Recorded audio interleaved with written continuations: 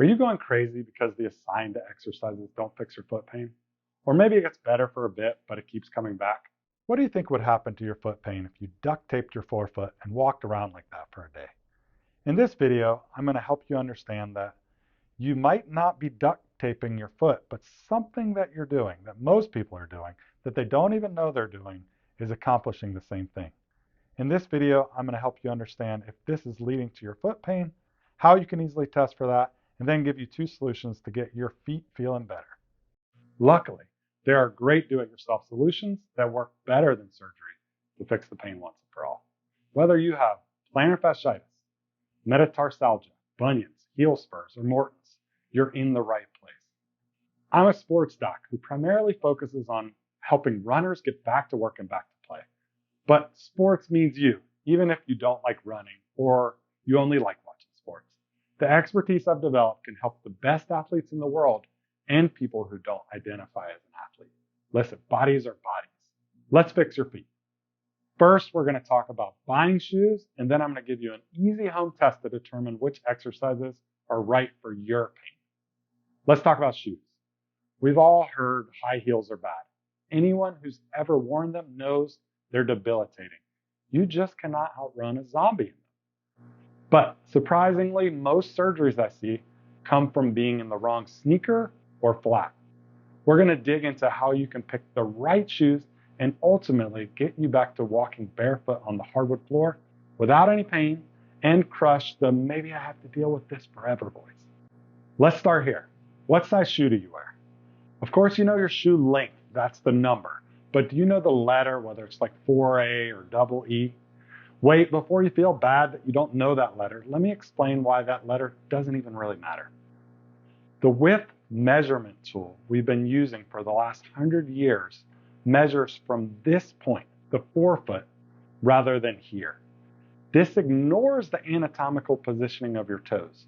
So this measurement imagines that you have no toes at all, but toes are the best.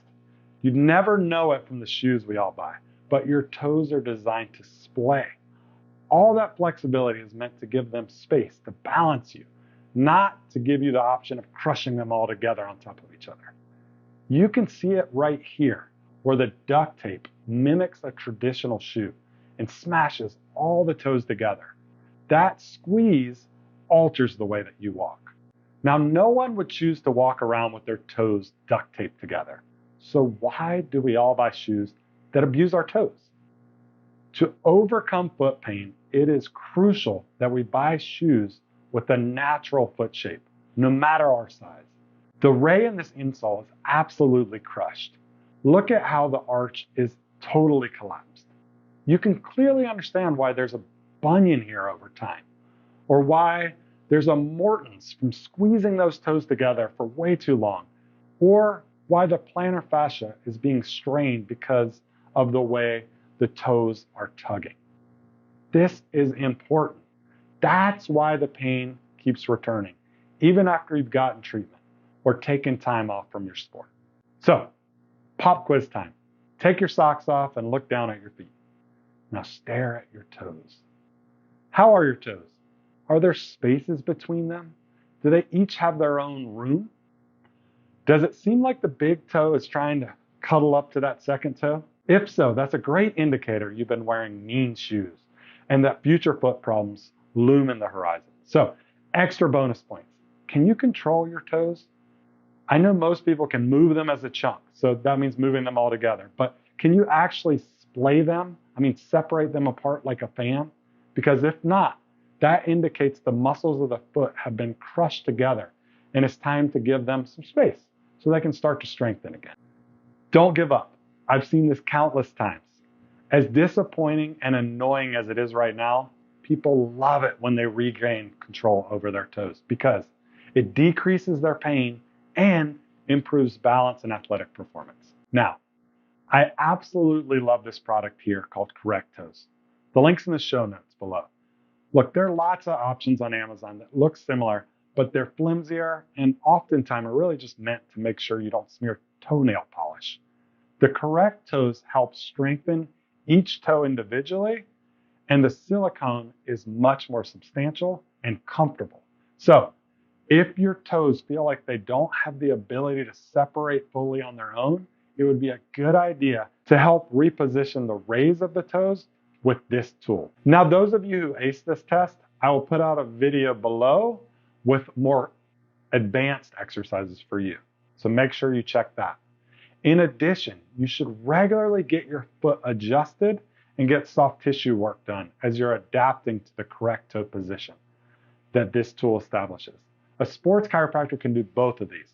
Without this professional support, it will take you way longer and be a little bit more uncomfortable. If you're in the Bay Area, I am absolutely happy to help. Again, your footwear is supposed to support you, not force you to see a healthcare provider more frequently. But I know, it's not so stylish. 80% of my patients are resistant to changing their footwear because of the shoe style and fashion preferences. It takes a bit of getting used to look down at your foot and see a foot-shaped shoe instead of that crushed arrowhead we all grew up with. I do not want to dismiss this. Cultural expectations around appearance are weighty enough.